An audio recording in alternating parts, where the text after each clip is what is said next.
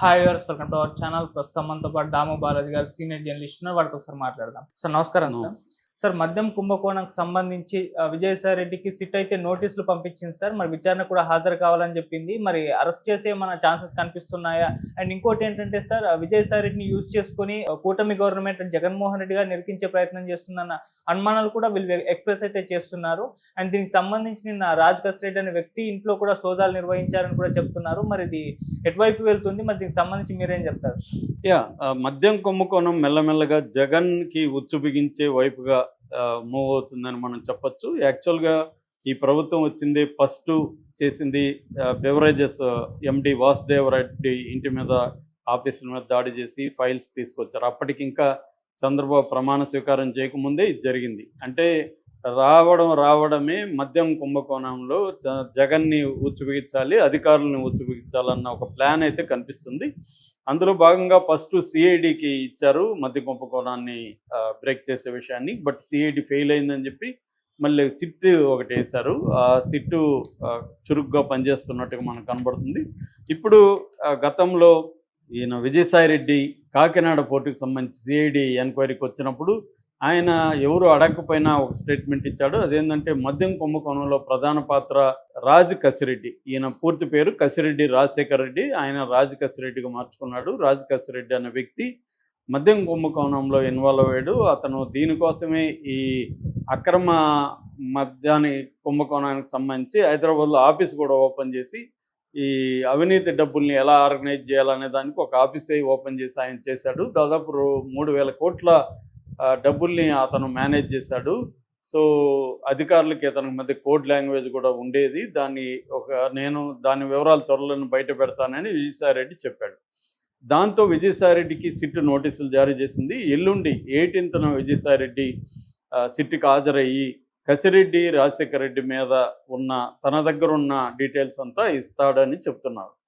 ఈ నేపథ్యంలో నిన్నంతా కూడా హైదరాబాద్లో ఈ రాజ్ కసిరెడ్డికి సంబంధించిన 2 ప్లేసెస్లో జూబ్లీ హిల్స్ అండ్ మంచిరేవుల, ఈ 2 ప్లేసుల్లో కూడా ఇండ్ల మీద, ఆఫీసుల మీద దాడులు జరిగాయనేది చెప్తున్నారు. దాదాపు 50 మంది ఆంధ్ర పోలీసులు వచ్చి ఇక్కడ తెలంగాణ పోలీసుల సహకారంతో ఈయనకి సంబంధించిన ఈ 2 ప్లేసులు మంచిరేవుల అండ్ జూబ్లీ హిల్స్, అది కాకుండా వీళ్ళ బంధువుల ఇండ్ల మీద కూడా, బంధువులు, అత్తమామలు, మరదలు, తోడల్లుడు, కూతురు, వీళ్ళ ఇండ్ల మీద కూడా దాడులు చేశారని చెప్తున్నారు. ప్రధానంగా ఏంటంటే రాజ్ కసిరెడ్డి ఒక వ్యవస్థను ఏర్పాటు చేసుకొని ఏ బ్రాండ్ అక్కడ అమ్మాలనేది డిసైడ్ చేస్తాడు. ప్రతి బ్రాండ్కి ఆయనకి ప్రతి కేసు మీద డబ్బులు వచ్చేస్తాయి. అలాగా ఈచ్ కేసు ఎన్ని కేసులు అమ్మారు, ఎంత డబ్బులు వస్తుంది అనేది ఈ కలెక్షన్ కోసం ఒక ఆఫీస్ పెట్టాడు.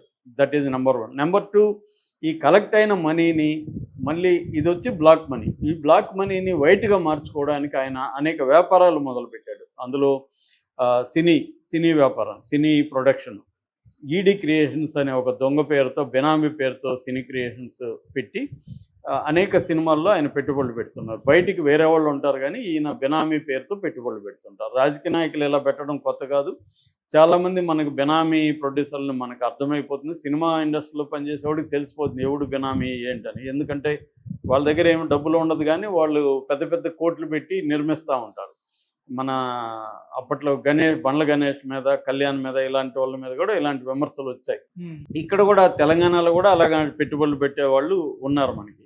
ముఖ్యంగా బ్లాక్ మనీని తీసుకొచ్చి వీళ్ళు ఈ ప్రొడ్యూసర్ల వెంట పెడతారు. అందుకని వీళ్ళు ఏం చేస్తారంటే హీరోల రేట్లు అమాంతంగా పెంచేయడానికి కూడా ఈ నెట్వర్కే కారణం.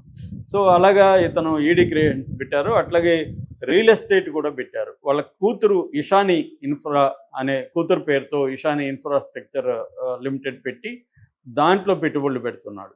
అట్లాగే ఒక హాస్పిటల్ కూడా పెట్టాడని చెప్తున్నారు. అరెట్ హాస్పిటల్ అని రాయదుర్గంలో ఉంది, అది కూడా వీళ్ళదే అని చెప్తున్నారు. హాస్పిటల్లో కూడా పెట్టుబడులు పెట్టారు.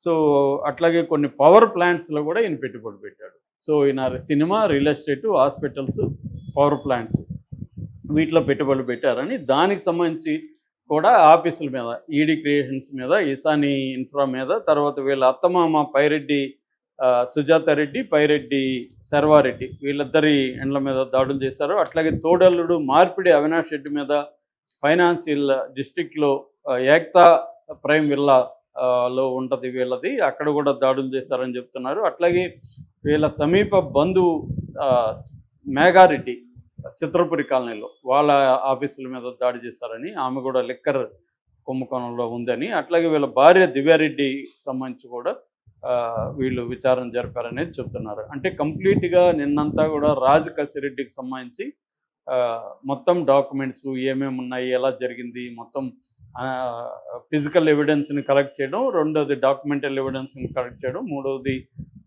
కొంతమందిని విచారించడం, ఈ పనిలోకి సిట్టు ఉంది. ఈ నేపథ్యంలో ఎల్లుండి విజయసాయిరెడ్డి వెళ్ళి రాజకేశ్వరరెడ్డికి సంబంధించి కంప్లీట్ ఇస్తున్నాడు. రాజకేశ్వరరెడ్డి ఎవరంటే గతంలో వైసీపీ ప్రభుత్వం ఉన్నప్పుడు ఐటీ సలహాదారుగా ఉండి ఈ మద్యం కుంభకోణంలో ప్రధాన పాత్ర వహించాడు. ఇదంతా కూడా ఫైనల్గా జగన్ దగ్గరికి వెళ్తుంది కాబట్టి రాజకేశ్వరరెడ్డిని మనం ఖచ్చితంగా కరెక్ట్గా బ్రేక్ చేస్తే ఇది జగన్ దగ్గరికి వెళ్ళిపోతుంది, జగన్ని ఇరికించవచ్చు. నెక్స్ట్ ఎప్పుడైతే ఈ గ్రౌండ్ వర్క్ అంతా చేసుకుంటే ఈడీ ఎంటర్ అవుతుంది. ఈడీ ఎంటర్ అయితే ఇంకా పిఎంఎల్ఏ చట్టం వస్తుంది.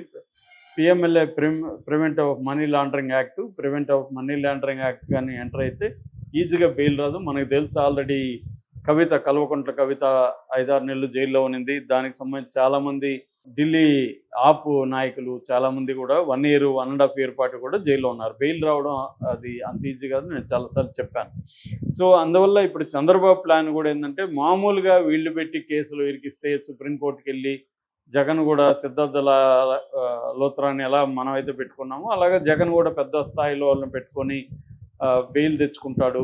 కాబట్టి ఇది పిఎంఎల్ఏ చట్టం పెట్టించాలి జగన్ మీద అని ఒక ప్లాన్డ్గా చంద్రబాబు ప్రభుత్వం వెళ్తున్నట్టు కనబడుతుంది. దీనికి విజయసాయిరెడ్డి దోహదపడుతున్నట్టుగా కనబడుతుంది. అంటే విజయసాయిరెడ్డి బీజేపీలో చేరబోతున్నాడని వార్తలు వస్తున్నాయి. ఆయన జూన్లో జరగబోయే రాజ్యసభ ఎన్నికలకు సంబంధించి మళ్ళీ ఆయనకే సీట్ వస్తుందని చెబుతున్నారు. ఈ నేపథ్యంలో ఆయన కూటమి ప్రభుత్వానికి అనుకూలంగా జగన్కి వ్యతిరేకంగా అనేక కేసుల్లో ఆయన ఉపయోగపడబోతున్నాడు, ఆయన సేవలను ఉపయోగించుకుంటాము అనేది చెబుతున్నారు. ఇది జగన్కి చుట్టుకుంటుంది మద్యం కుంభకోణం.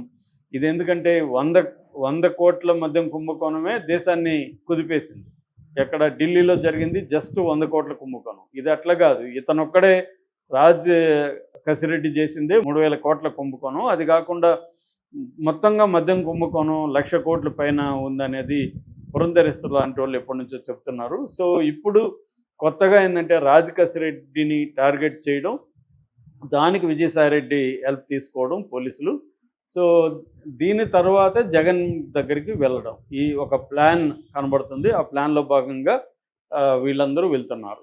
సో ఇదంతా కూడా విజయసాయిరెడ్డి ఏ స్థాయిలో చేస్తాడు, ఇక్కడి వరకే ఆగుతాడా, లేకపోతే అక్రమాస్తుల కేసులో కూడా అప్రూవర్గా మారిపోయి విజయసాయిరెడ్డి జగన్ని ఇరికిస్తారా? ఎందుకంటే అది ఇంకా ట్రయల్ కాలేదు. ట్రయల్ లోపలగానే విజయసాయిరెడ్డి, ఎందుకంటే విజయసాయిరెడ్డి A2గా ఉన్నాడు, ఆయన ఫైనాన్షియల్ మేనేజర్గా కూడా జగన్కి ఉన్నాడు, అడ్వైజర్గా మేనేజ్మెంట్ అంతా కూడా ఫైనాన్షియల్ వ్యవహారాల్లో జగన్కి ఆయనే ఉన్నాడు.